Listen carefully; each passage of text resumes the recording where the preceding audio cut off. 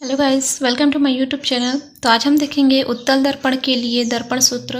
ये हमको सिद्ध करना है। तो देखिए डायग्राम कुछ इस तरह से बनेगा, इसमें आधा और बनेगा। तो हम लोग इसको जो है थ्योरी के साथ साथ ही इस डायग्राम को कंप्लीट करेंगे। देख लेते थ्योरी क्या है। माना एमपीएन एक उत्तल लेंस है जिसका ध्रुव P, वक्रता केंद्र C तथा फोकस दूरी F है। देखिए इसमें एमपीएन एक उत्तल लेंस माने हैं जिसमें उसका ध्रुव जो है P है, F फोकस दूरी है और C जो है वक्रता केंद्र है। ठीक है। माना ए भी एक वस्तु है। देखिए ए और बी एक वस्तु लिए हैं जो तथा बिंदु ए से प्रकाश किरण निकलती है जो दर्पण के Q बिंदु से टकराकर परावर्तित। ए और बी जो हम लोग एक वस्तु माने थे, वहाँ से बिंदु ए से जो है एक प्रकाश किरण निकलती है इस लेंस की ओर, और यहाँ पर से Q बिंदु मानेंगे, वहाँ से टकराकर जो है वह परावर्तित हो जाती है। ठीक है, कुछ इस तरह से। ये देखिए यहाँ बिंदु Q से जो टकरा कर है वह E बिंदु की तरफ जो है परावर्तित हो जाती है और फोकस F की ओर आती हुई प्रतीत होती है। ठीक है, आगे देखते हैं। पुनः बिंदु A से प्रकाश किरण निकलती है जो वक्रता केंद्र C तक जाती है। देखिए अब जो बिंदु A है वहाँ से पुनः एक प्रकाश किरण निकलेगी जो वक्रता केंद्र C की ओर जाती है। ठीक है, यहाँ से मतलब प्रकाश किरण यहाँ तक आएगी। ये देखिए कुछ इस तरह से बिंदु ए से यहाँ प्रकाश किरण निकलेगी जो वक्रता केंद्र C से टकराकर जो है वापस उसी दिशा में चली जाती है। ठीक है, अब आगे देखते हैं।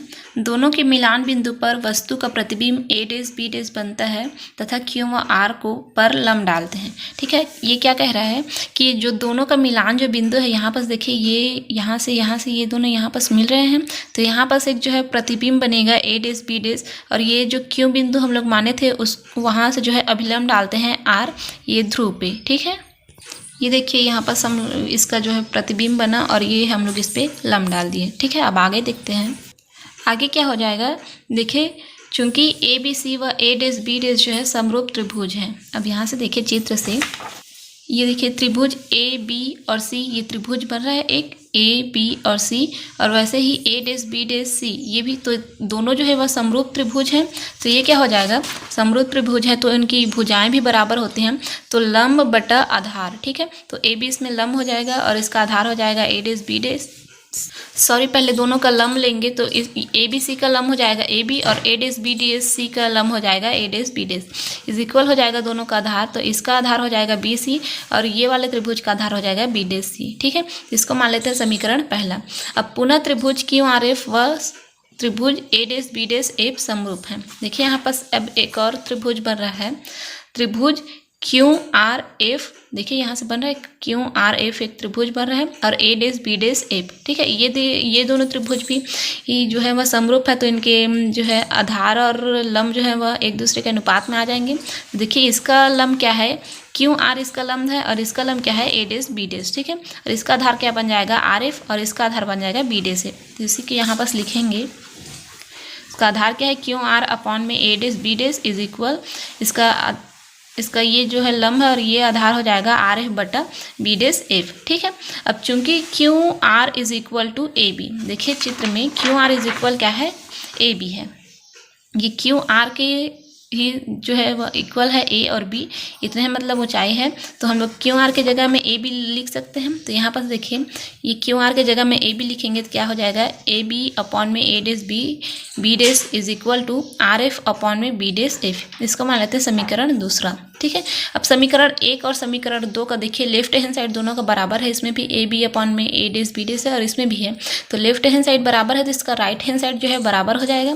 तो ये क्या हो जाएगा, समीकरण 1 व 2 की तुलना करने पर ये हो जाएगा BC अपॉन में B'। देखिए यहाँ से BC अपॉन में B', और इसका राइट हैंड साइड क्या है, इज इक्वल करके RF अपॉन में B'। ठीक है, अब यदि दर्पण का द्वारक छोटा हो, अब यदि दर्पण का द्वारक हम लोग छोटा लेंगे तो RF के इज इक्वल में क्या हो जाएगा, PF हो जाएगा।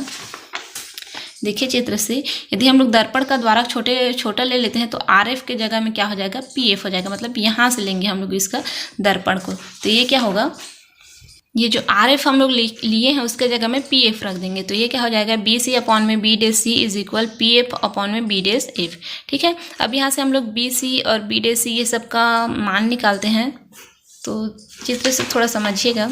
देखिए देखिए चित्र में बी पी सी, यहाँ से हम लोग को जो है बी और सी का मान चाहिए, तो इसको हम लोग अलग से लिख लेते हैं। तो ये कुछ इस तरह से दिखेगा, देखिए बी पी सी, ठीक है।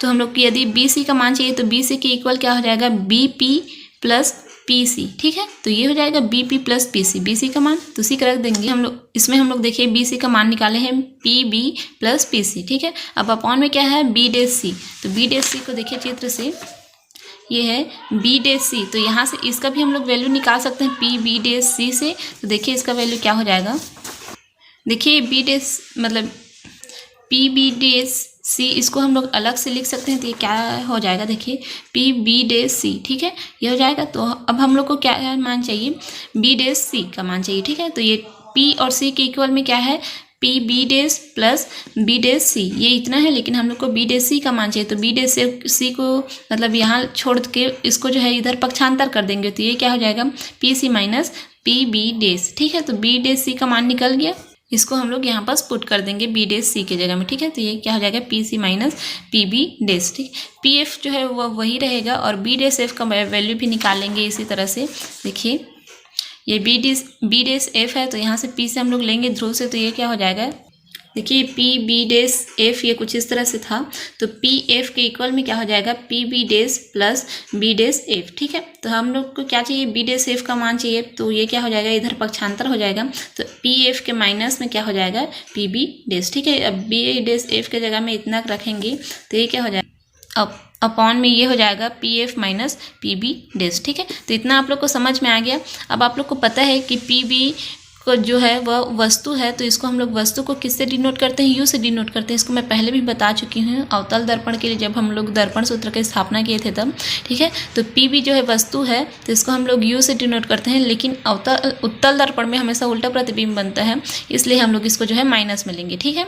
और पी सी क्या है, पी सी जो है वह उसका वक्रता केंद्र है, तो वक्रता त्रिज्या है, तो उसको हम लोग जो है आर से डिनोट करते हैं, ठीक है।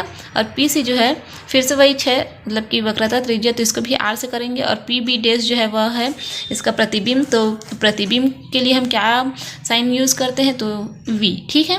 और पी एफ क्या है, फोकस दूरी है, तो फोकस दूरी को स्मॉल एफ से डिनोट किया जाता है, ये भी फोकस दूरी एफ स्मॉल एफ हो जाएगा। और माइनस पी बी डैश क्या है, प्रतिबिंब, तो प्रतिबिंब के लिए वी, ठीक है।